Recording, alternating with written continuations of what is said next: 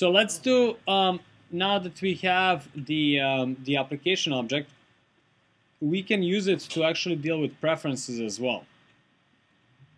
So let's talk about preferences. Right now your username and password is hard-coded, so it's not very useful to other people, right? What if we wanted to configure this to be able to add support for other people? So preferences. Yeah, I guess I need this bigger. So how would you do this if you wanted to support other accounts? What would be the steps? What do you need to build?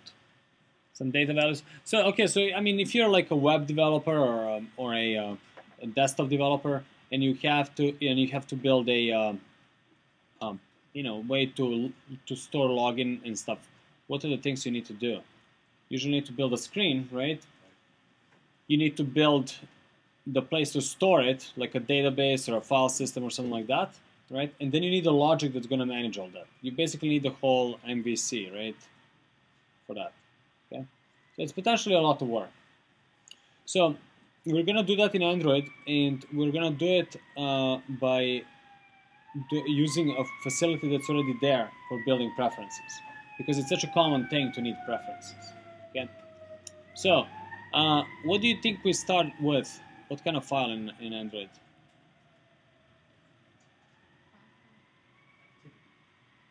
Okay, it's going to be an activity eventually, but when we write, what do we write first?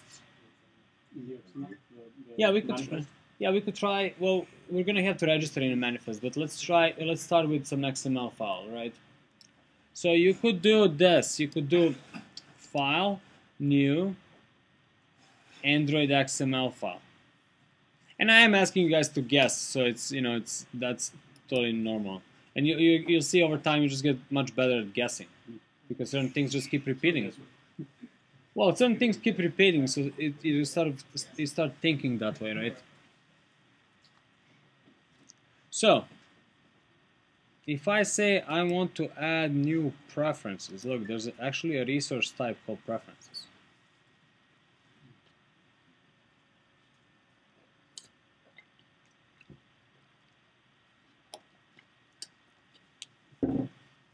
Right? And then you give it a name, like prefs.xml. Why are there two preferences? Why are there two preference screens here? I don't know. I'm not sure. I have no idea. Could be a bug. There are actually three, right? Oh, no, preference category. There's this is a new UI. This UI just became available with R15, so I haven't seen it before. So okay, so preferences, prefs XML. Click on finish. Yeah. And for the name, just give it some name. I gave it a name called prefs XML. Yeah. So file, new, Android Android XML file. You pick preferences here. Okay, but you pick preference screen here. So the choices that we made were this, and then the name. And for the name, I just think I picked prefs XML, something like that. Got it? So now mine doesn't open properly. By the way, for some reason, prefs go under XML folder.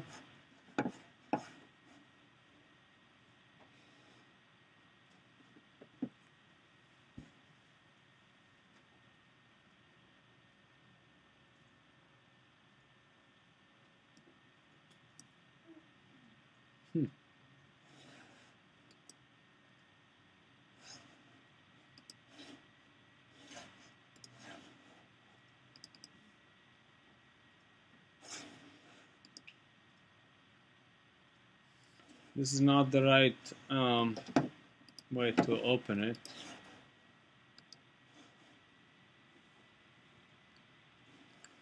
Color, drawable, layout, resource, XML. XML resource, that worked. So you want to open it with XML resource, if you have that bug that I just did. So you guys have a screen like this? Okay. So what we're doing here is we're defining the data part of our preferences. We're basically defining what is the data that we're going to be storing in our preferences. And now, so this is our preference screen. What we're going to do is we're going to add a couple of items to it, right? And an item is going to be a piece of data that we want to store, such as username. Okay, so I'm going to click on Add, and then it asks us for what type of item is it, and I'm going to say it's an edit text. It could be a checkbox, it could be a ring category, a ring preference, it could be another subcategory, and so on and so on. You can put lots of different things in there.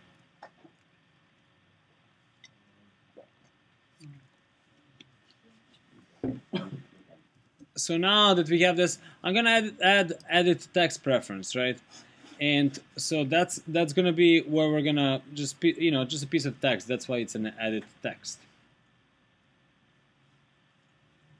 Now you gotta kind of expand this to see all the various properties you need. And as a matter of fact, we don't need anything from the dial preference, so I'm gonna close that. We just care about the preference, right?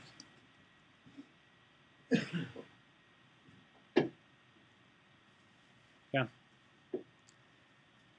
So again, you have gazillion properties here, and not all are equally important, right? There are a couple of them that you care about more. Key is important. Key is important, and title is important, and maybe summary. Everything else you can kind of ignore for the most part, right? So what I would do is for key, I would give it some kind of key. The key is basically going to be how you're going to look up this preference. It's just a piece of text. So for example, I could call this preference username.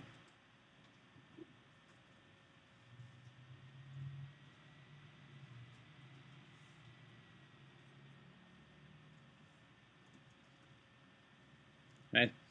Title is going to be again just a piece of text. So just like before, you can go browse, you can say new string, and you can say username, and you can say username.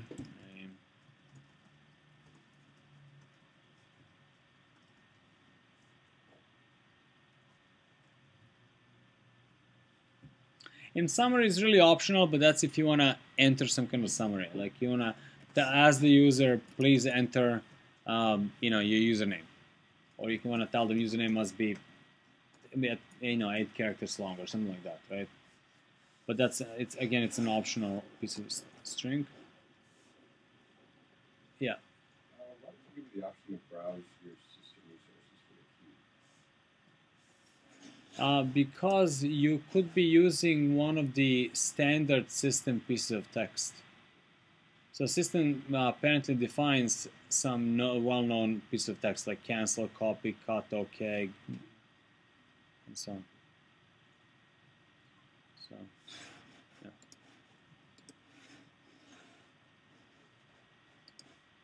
In some cases, that system resources is more valuable than others. Right? For layouts, there's a bunch of them and so on. Okay. So I'm going to define username. Was it summary? I may say something like please enter your username.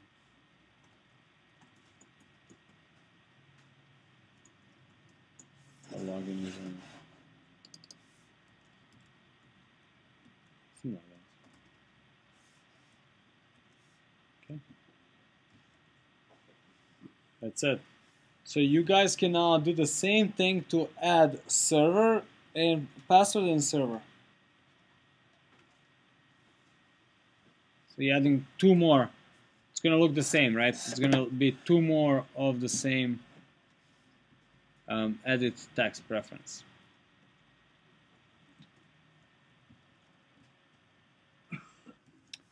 So, like I said, let me show you.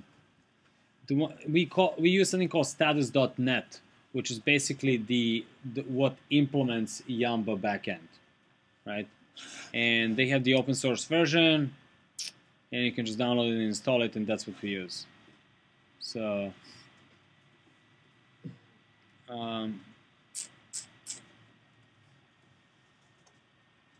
yeah, if anybody cares, but that's what implements the Twitter stuff.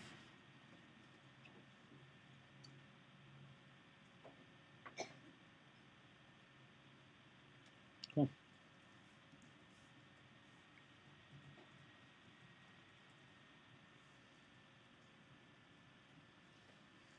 Okay, so we were gonna add 2 more, right? So edit checkbox, password,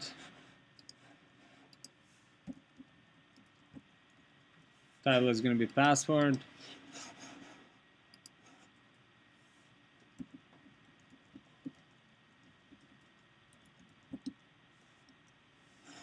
Summary.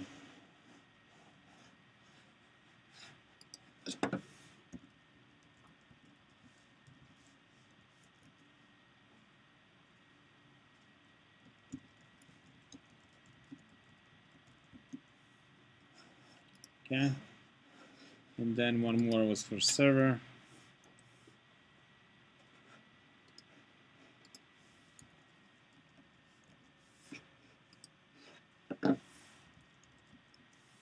Oops, not like that, but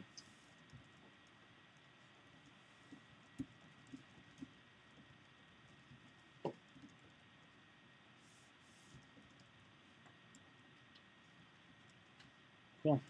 Save it. Everyone's got a preference file that they're happy with?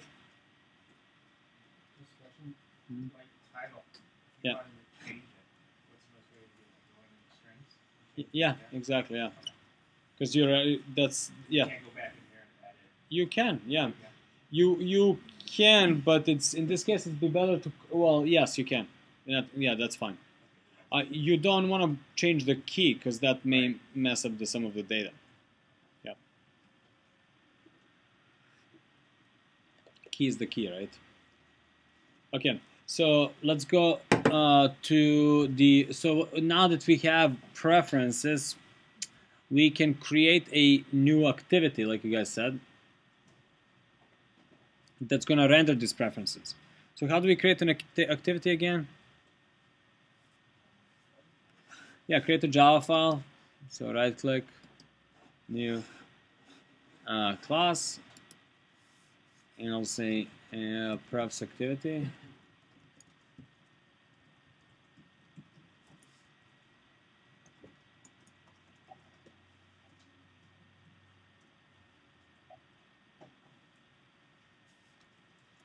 Okay. And now what we want to do is we want to extend preference activity. So in this case, we're not extending standard activity, but we're rather extending a specialized kind of activity called preference activity. Right? There are a couple of specialized activities. Preference is one of them, list is another one, tab is another one that I can think of. So they're about 3.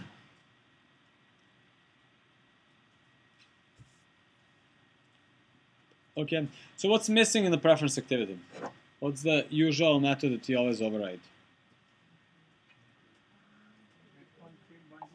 Yeah, on create. So let's put on create. So source, override implement methods, and find on create.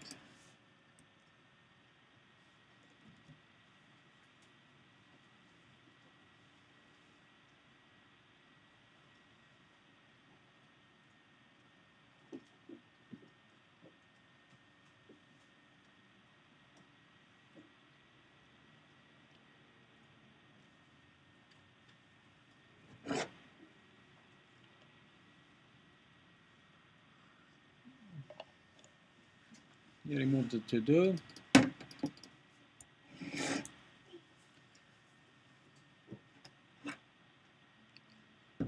So what's missing in this on create?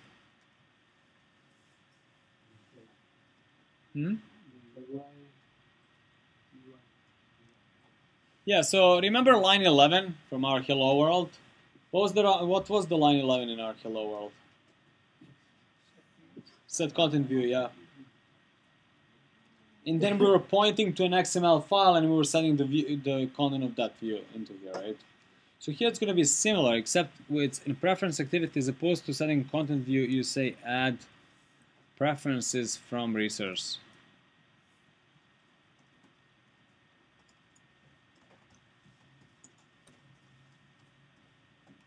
And the resource was r.xml.prefs.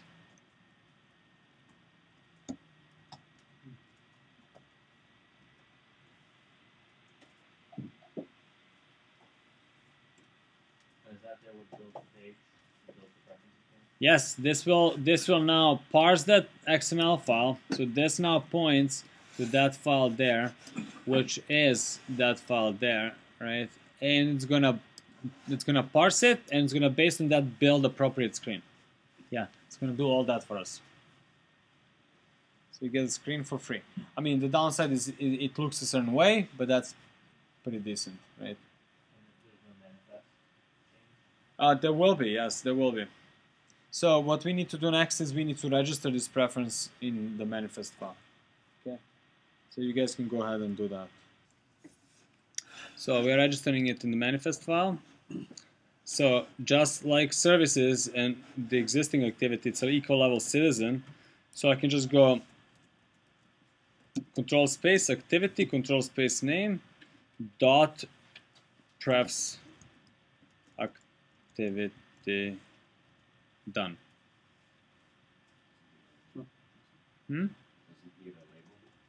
It doesn't need a label, no. A label is gonna be what shows up in the activity, like here. So this is the label. The fact that this says Yamba is the label. I believe the default, maybe the default of the class or something like that, or may pull it from somewhere else. But yes, that's gonna be that. If you want to have the same label, you can, but I didn't want to complicate it like this. This is really optional, right?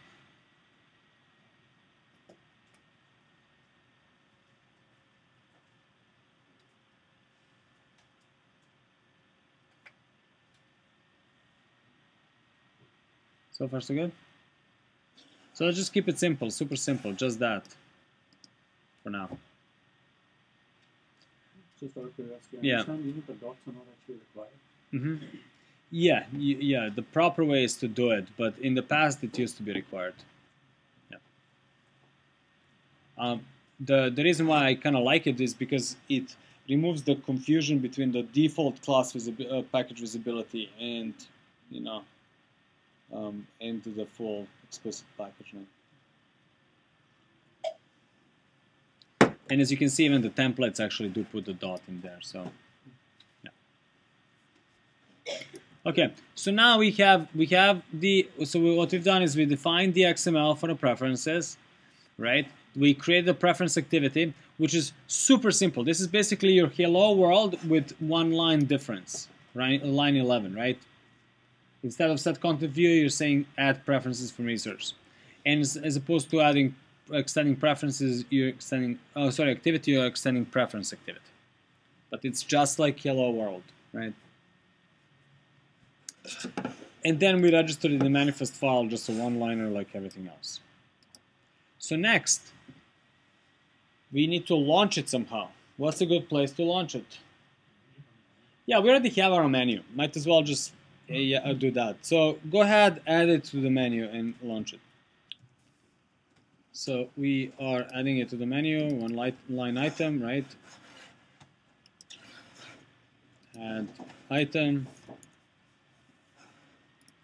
item prefs, right? And I said the only thing that matters is a title.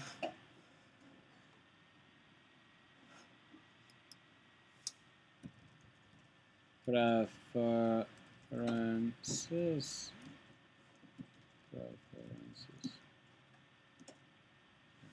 Save it. And then status activity was the one that was launching it. So I'm gonna do it in on create. I'll basically just check, do we have case r.id, r.id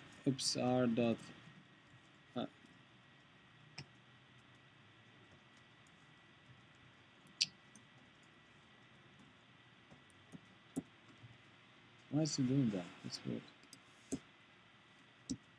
R dot, okay, id dot item prefs, do something and return true. Okay, so what we're going to do is we're going to start activity, right? For this preference. Now, just to mix it and match it, just for fun, I could have defined my intent up here, but I could also just do it right here, right? Like new intent from this to that, which is perhaps activity. For no particular reason, just because it's to mix it up.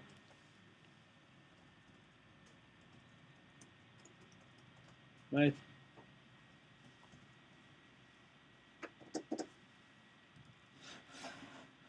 You can click on run. And let's see what happens.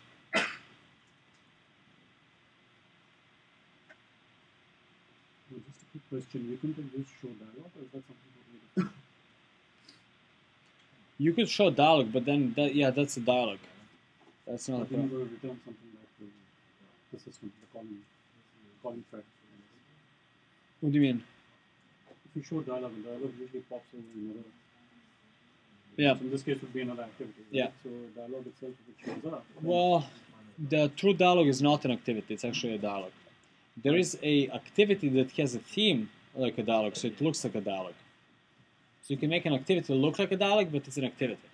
Or you can have a true dialog. Because initially I thought I would just put in show dialog, so I searched for the methods and I put in the ID of the item press.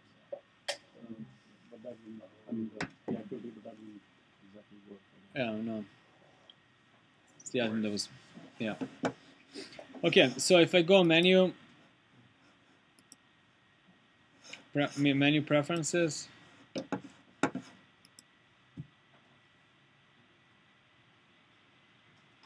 takes a while to start, huh? But eventually starts.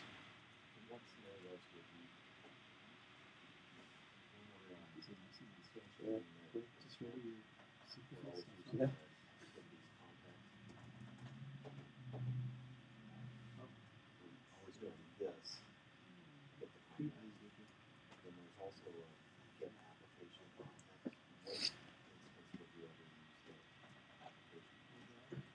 Okay, good question. So what's the difference between this, which is a context, and get application context? So control space, get application.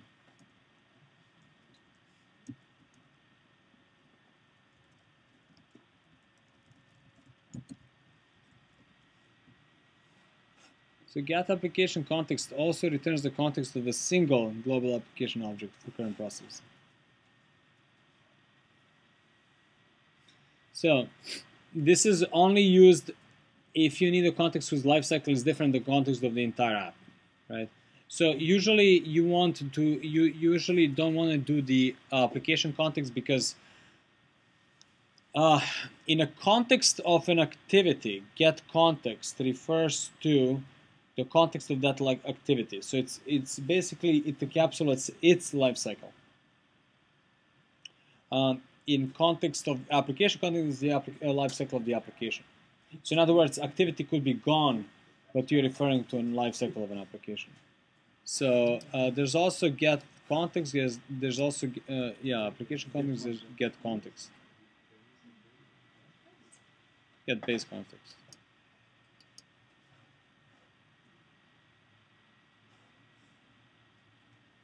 Yeah, and this is if it's one set. So I would use get application context if I'm in a Pojo or something like that, like outside of one of these main building blocks, something of that nature. But usually this works pretty well.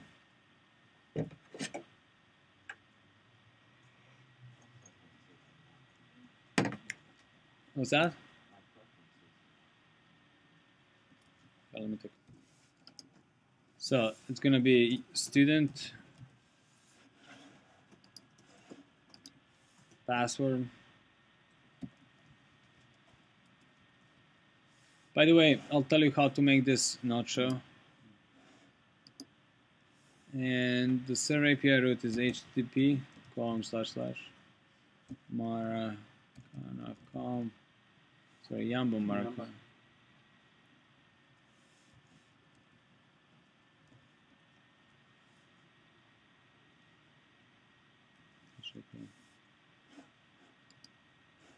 Okay. So if you want it not to show on preferences on this preference, there's an option. It's not shown in this list, so you kind of got to do it from command line.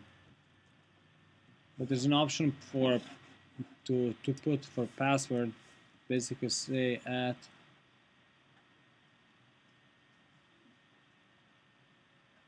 I believe this is like this. Android password equals.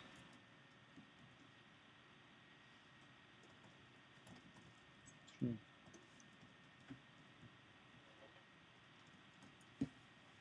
That's something like that.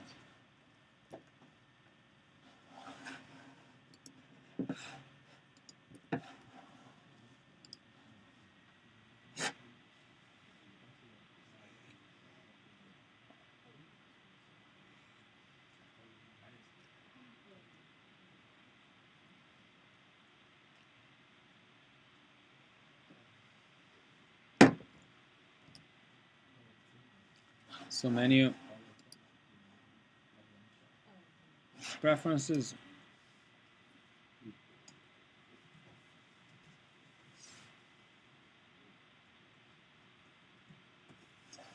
If you click on password, it should be now invisible, right?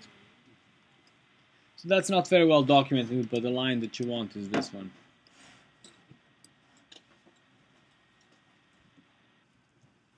Now, even if you shut down your emulator and restart it, which you don't have to do, but this username and password and login information will be stored. Okay, would stay stored, would stay persistent. The question is where is this actually being saved? Any ideas? Data. Yeah, it's in data folder. So if I look at it like this, well, you can do it through the Eclipse first.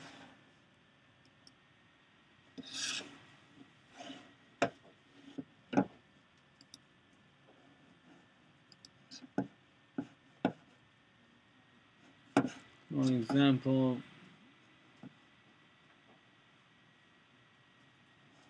Yamba, right?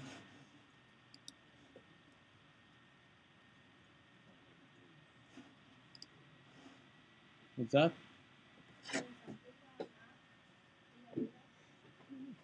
Yeah, so it's data, then your app package name, right? And then your share preferences. So this is that file. It stores your username and password.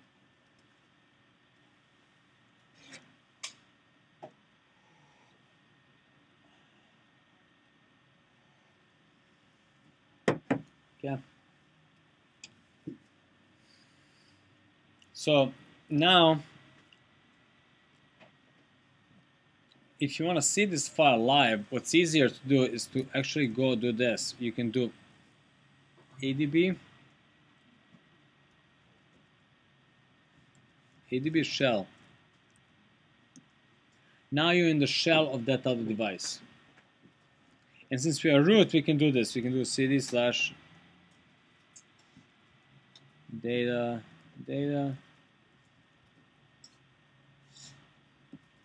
start Yamba.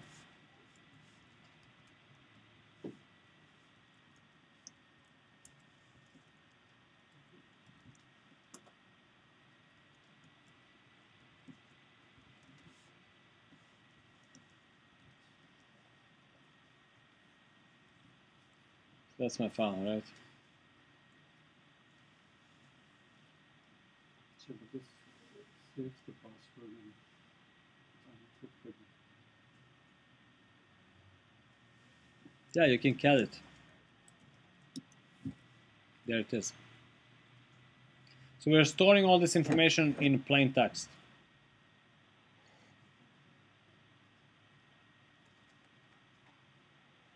So which means that if somebody has, so there's a way to encrypt it, I guess. Is there a way to encrypt it? You would have to encrypt it yourself.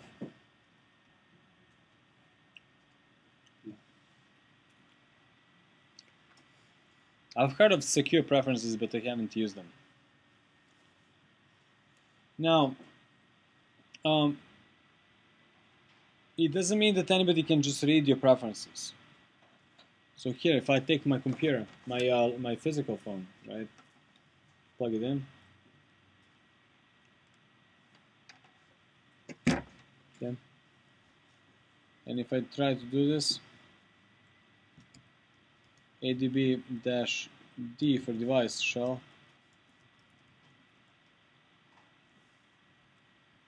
ls cd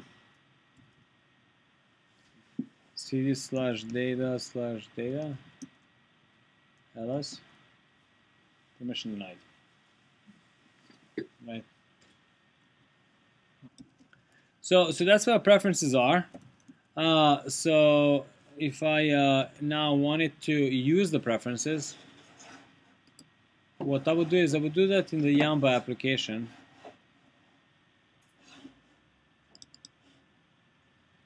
Okay. What I would do is I would define a property called shared default share preferences. So shared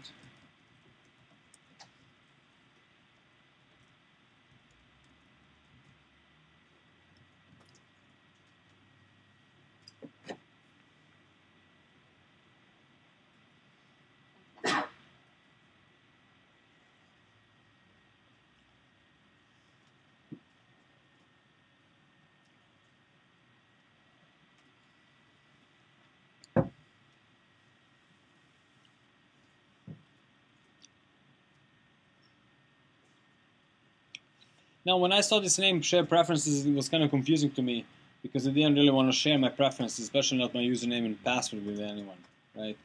But what it really means is that you're sharing it within the context of your application, right? So when we say shared, what we really mean is that it's shared within the context of the application. It's like preferences is in here and it's available to anyone in here. Okay, that's what it means. So what we're gonna do is we're gonna get these shared preferences. So this is Twitter stuff.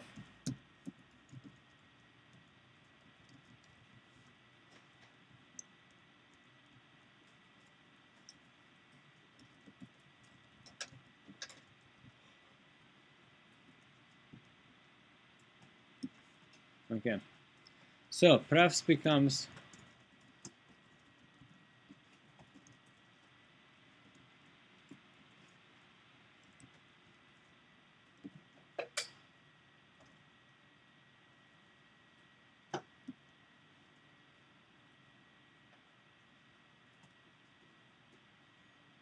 no,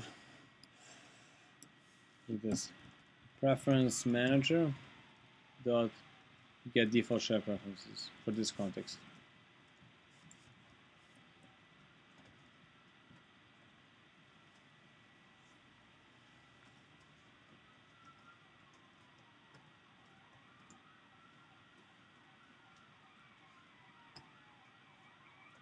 So this gives you the preferences that you need, right? Now, what you would want to do is you can out of this you can get the specific username, password, things of that nature that you need. So let me do that. So basically, what we would need to do is we need to extract it from preferences. So we'll do, I would say, string student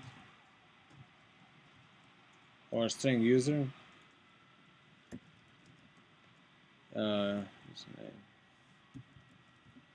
Is going to be prefs dot get string for a key. Is there a key? Our key was username, right?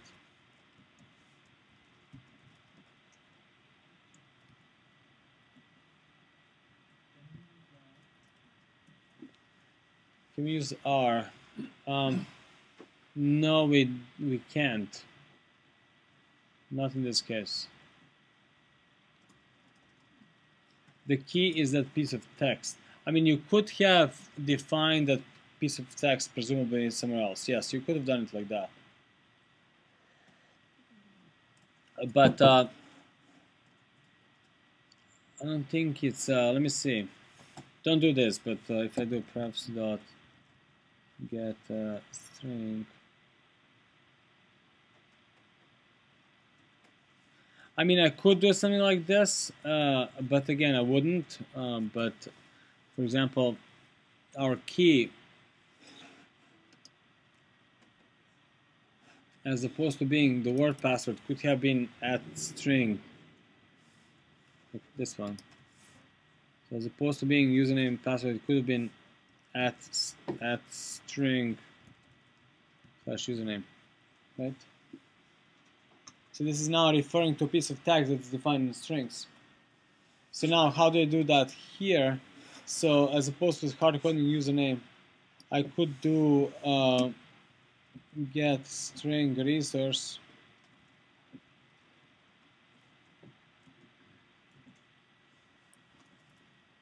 Let me see.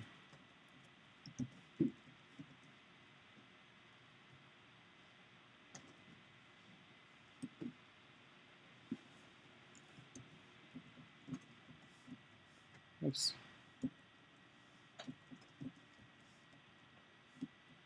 That's weird. Get string, and then I could say resource would be r dot. No, doesn't work that way. Well, there's a long, yeah, get resources, you know, I think it's Eclipse is just messing with me because I'm inside of a function. So if I did here, get string, there. So I can do string for ID, so r dot string dot username. Right, I could do something like that and then copy paste that into here. If you really wanted to, but I don't think it's any beneficial, so I would not.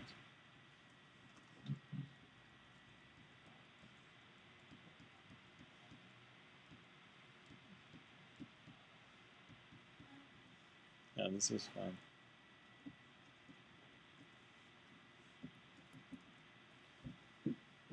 So what would be the default value in case you don't find it? You could do an empty string, or you could do a null. It's up to you, right? Whatever you think is better. I like empty strings. So so that's one. So that's if in case the value is not found, what should it be? Yeah, the default value. If you guys are not sure what something is, you can do this. You can put the mouse over it, and it tells you. Right?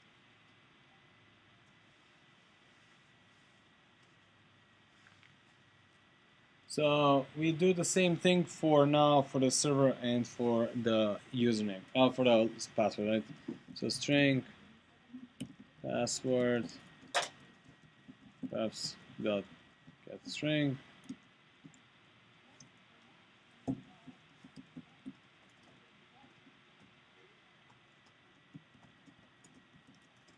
And then string server.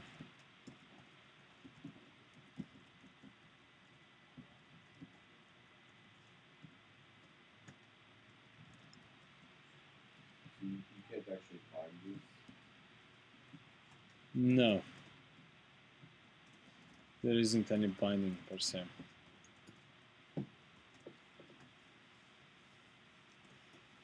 I mean, this is the bind. We're binding it right here, right? Essentially. But when the preferences get updated. Oh, that. Yes, we'll get to that. Yes. Yeah.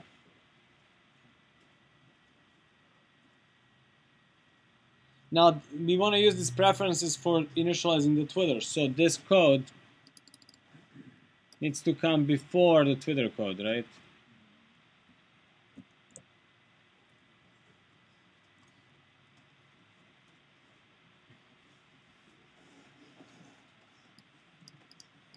So this becomes username.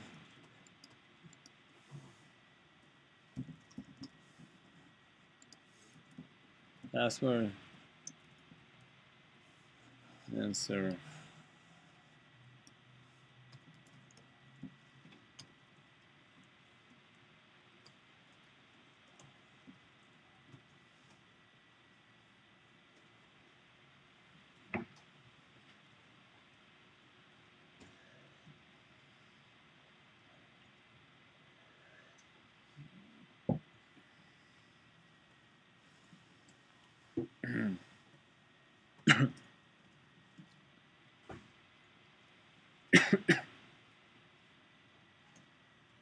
So with that, we can now test that this actually works.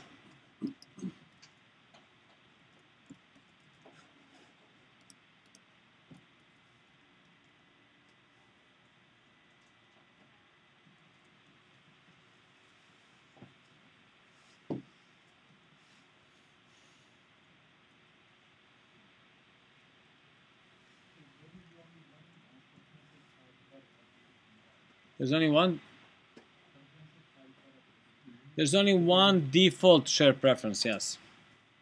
You could have additional preferences. One is the default one. You can then have the named ones. The idea is that usually you just need a default. That's why they want to try to make that easy. If I go on the preferences and I'll look up my server, for example.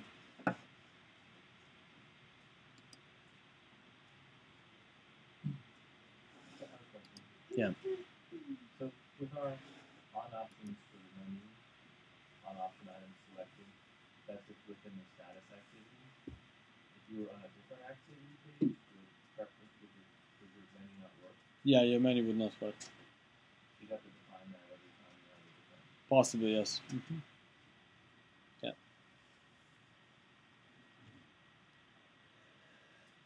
Is that something like your application docs should do?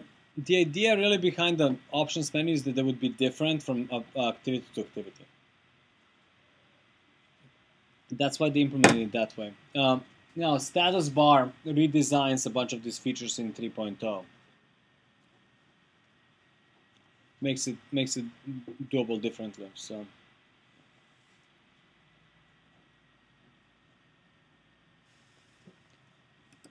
When you have fewer activities with in Honeycomb, you're supposed to use fragments. So things are fragments sharing the same activity. So it'd be a single status bar, multiple UI components as part of it. Okay, so so that worked. The data is there, but if I use the data, let's see, manual refresh.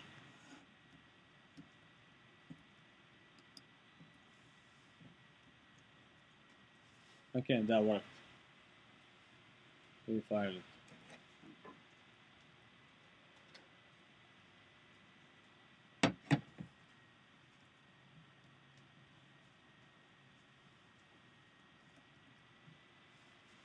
Right?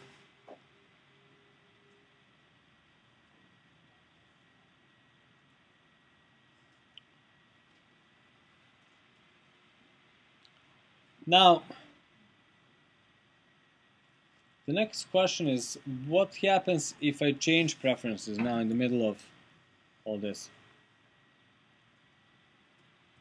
Like if I now go to preferences and I change the username to student, I don't know, 47. Okay.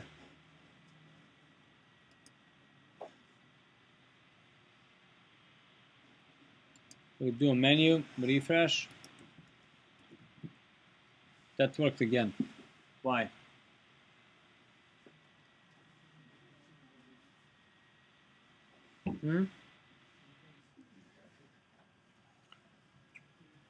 Yeah, so what we could do is we could refresh Twitter object when the preferences change, or I'll somehow notify it that there's a change in preferences. So how do we do that? Well, one way to do that would be to basically re-engineer this a little bit. What we could do is we could lazily initialize Twitter here. So we could move the Twitter initialization here. We could say something like this: if Twitter is null,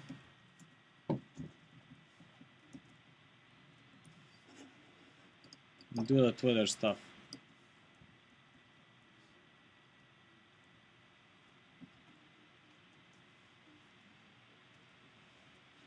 In that case, I could also move these guys. can move all the preference stuff actually. Oh no, I'm just gonna move these three.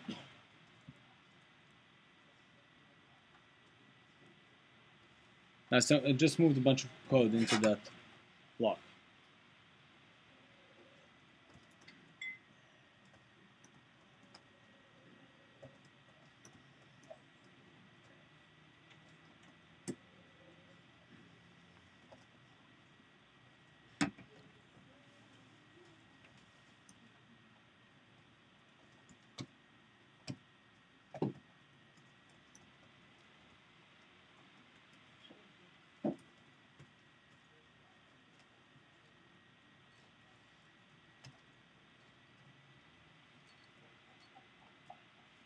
So far so good.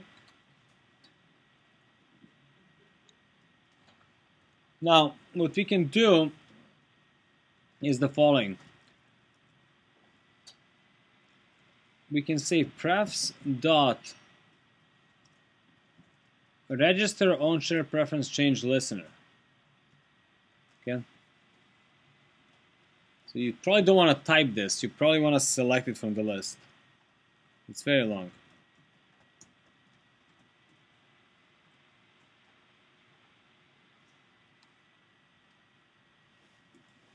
Right?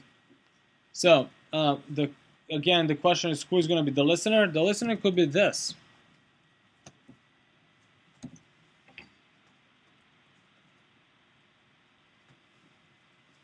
You guys got that? Now we're going to do that little dance that we normally do. You put a mouse over it. You say you let implement on click this on share preference change listener. That fixes that problem. Creates a problem here. You click here and you say add an implement methods.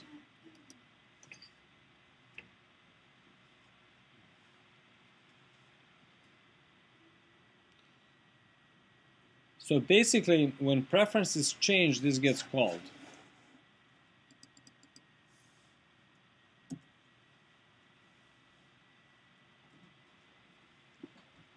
What do I want to do in here? Yeah. Well, you don't have to. You can just let it be gotten whenever it's gotten, right? Because it's now private. Nobody's supposed to be able to access it directly. But yes.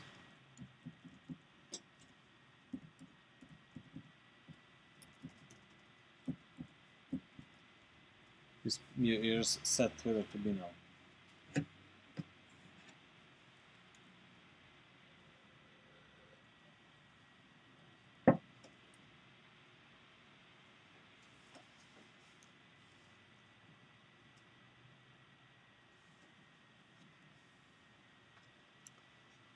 I mean, if you want, just so you know that this worked, I could say log.d comma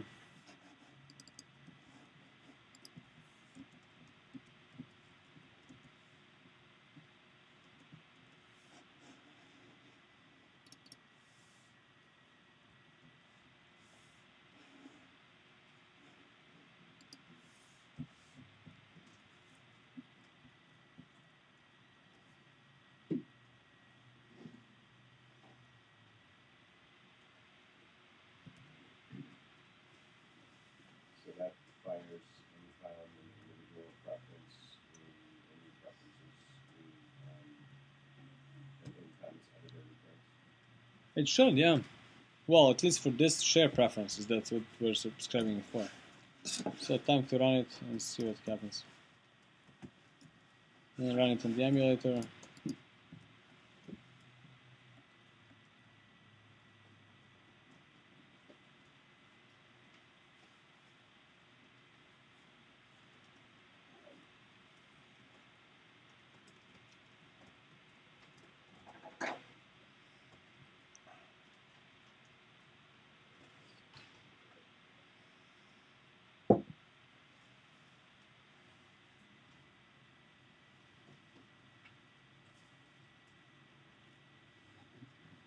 Waiting for it to start.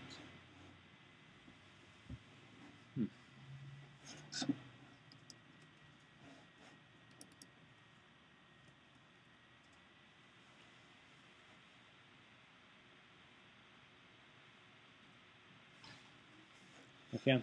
So now if I change a preference, if I go preferences and I change one to something else.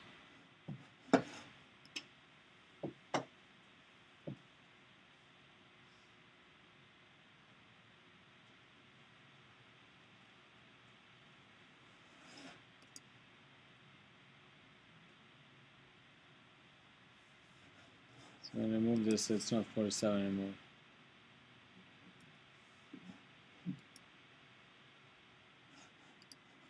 Yeah.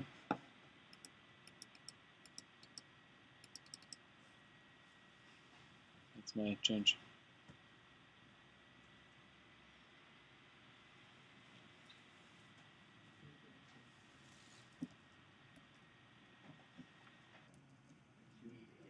Like I said, this should work with other sites that implement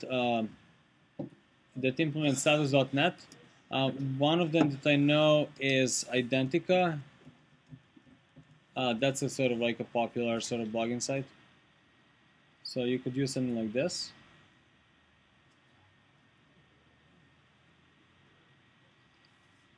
So you could try creating an account there and then following people there.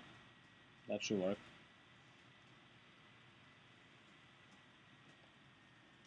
So let me give you guys, let me give you a little exercise. You remember how in our let me close all these guys.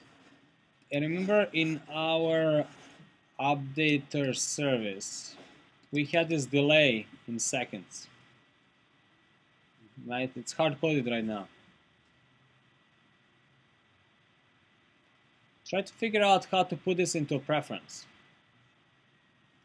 Like I want to pick, you know, what kind of delay I'm dealing with. Okay, and you can do this in two different ways. You can first do it as just put a number, like type in 30, 60, 45, whatever, with the preferences. Okay. Later on, we're gonna do it with a pull up. Like it's gonna pull up a dialog and it's gonna have like radio buttons maybe or something like that. A little more better looking, right? Make sense? So for now, just add another property that's edit text field, edit text preference, where it says what kind of preference do you have. Okay, how many seconds? So you can do that as an exercise, and then we're gonna do it together. Okay, so the first thing was to move the delay or frequency or whatever you're gonna call it into the menu. Oh, sorry, preferences. So I'll just do this one really quick. So basically, just like before, we put together another item, preferences, add, and initially I said just do the edit text preference. Later on, we're gonna do a list preference. But you know, let's do small steps, right? So key is gonna be, call it whatever, delay, right? And title could be something like new string. How frequently to check for updates, right? Something like that.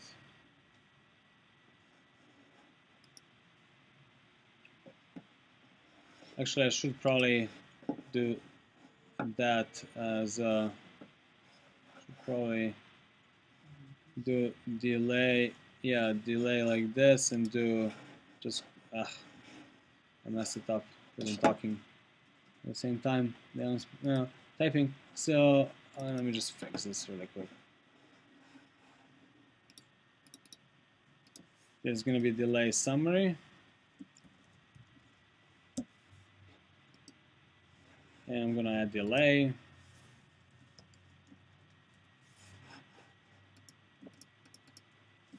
Delay. Okay, so then this is going to be delay here, right? And then this is going to be delay summary. Cool. So I've added it to preferences, right? Now, in update service, I need to read those preferences, right? So as opposed to hard coding this one, what I can do here is I can read it in my on start command. I could read it even in here in case it changes it, right? Or let's say it's not going to change. It doesn't. We can do it, on create as well. So I could say, for example, now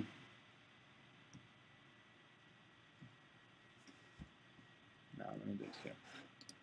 Let's say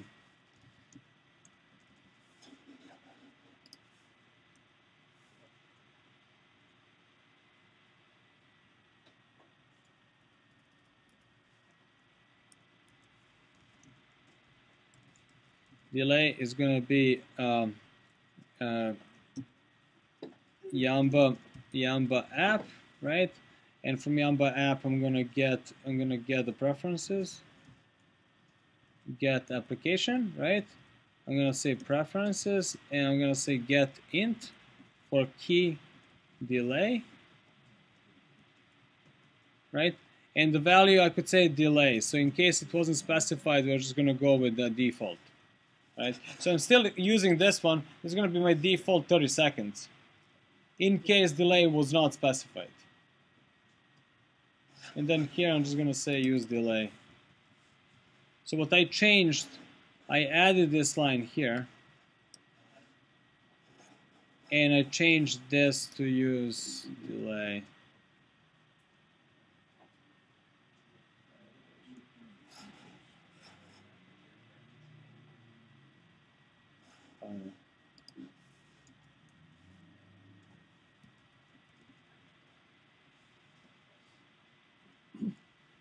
That would be one way, right?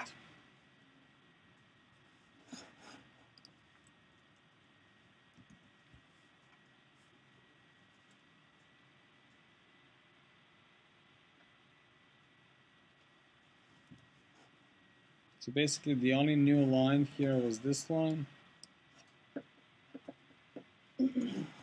And change in here. That's it, right?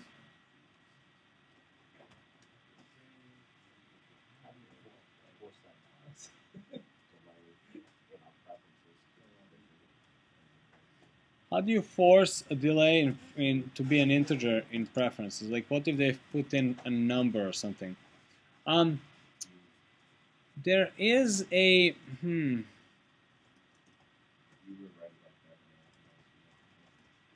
there is input type. Yeah, so you could try. It's not available in Eclipse. Eclipse is somewhat limited, but there is something called Android input type. Not even Eclipse knows about it. Type, and it's the reason why I know it is because in the layouts, like if, for example, if I look at it here, let's say I look at edit text, right? Preferences. They have property called input type. And if you put a mouse, says the type of data being displayed and the input method decided to let the data in. So it's a flag. And you can use any of these. So here's your list of what's possible, right? Text cap, auto, text multi-line, text URL, text person name, text personal address, text password, blah, blah, blah. So for us, presumably it would be a number. Right? Make sense? So that helps the system figure out which keyboard to bring up. Right? But again, it's another example where Eclipse may not be telling you exactly what you need to do. So that's why number, I'm just going to do it like this.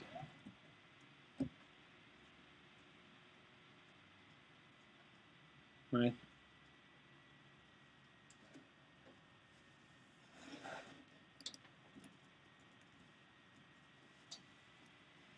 So if we run this,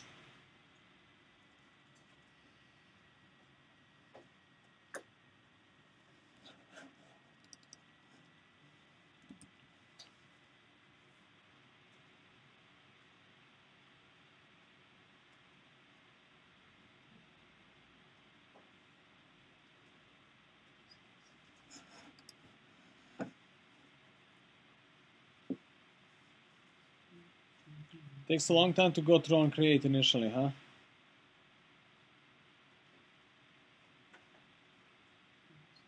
Well, it doesn't help that I'm also tracing as we keep on going.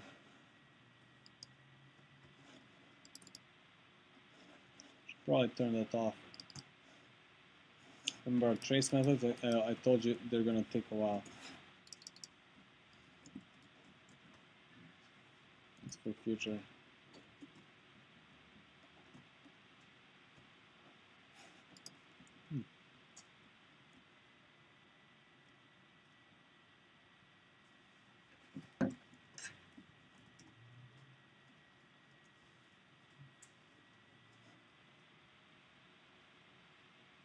Oh no, it's dying.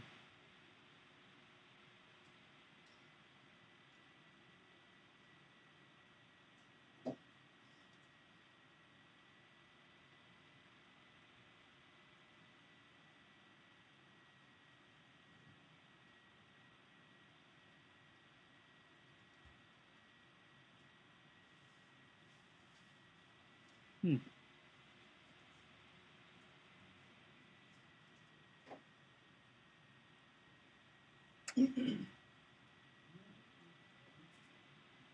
Anybody gets an error message like this? Well, that's like that, right? If you get string and parse it, Yeah, the menu is, So you get the string and you parse it to int.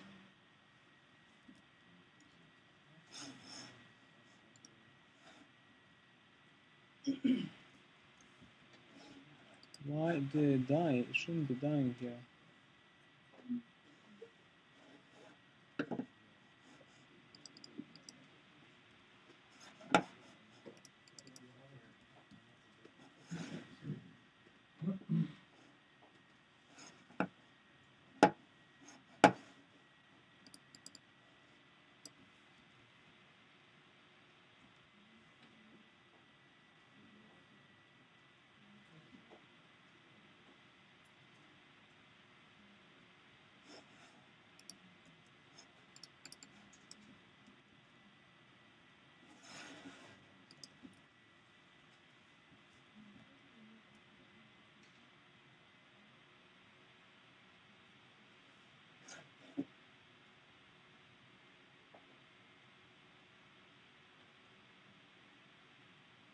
That's bizarre.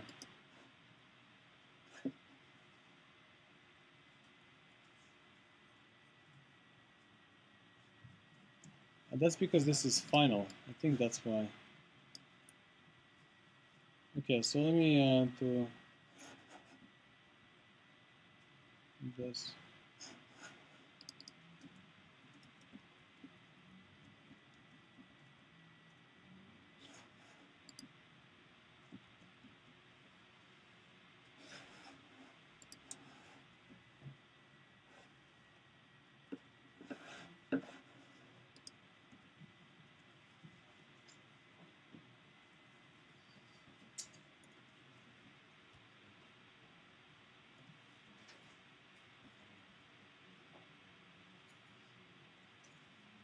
Okay, so let me see. So if I do a menu,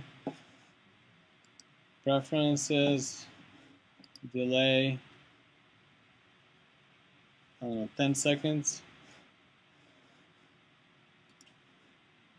Menu start.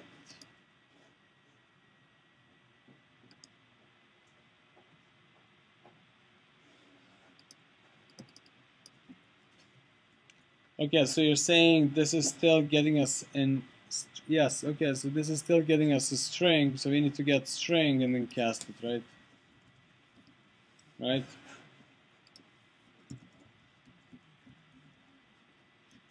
This becomes truly ugly.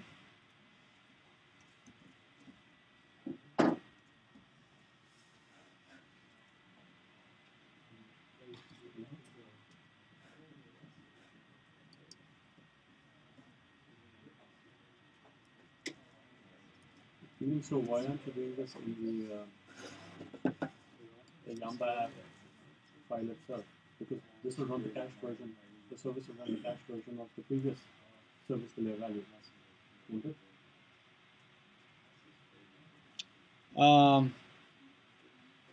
It's supposed to every single time ask what's the delay for the next time around. That's what's supposed to happen. Let's see. 1, 2, 3, 4, 5, 6, 7, 8, 9, 10. Okay, so yeah, it runs according to my my preference. It's working, right? The problem, yes, it's working on every 10 seconds. The problem is that well, there are a couple of problems that makes this ugly. The reason why I was dying before was kind of interesting, but it's because I defined my delay final. That causes the compiler to actually figure out its value before it's even starting the code. So that was an interesting, bizarre crash. But this is just ugly here, this part here. So we're gonna come up with something better, hopefully. Cool.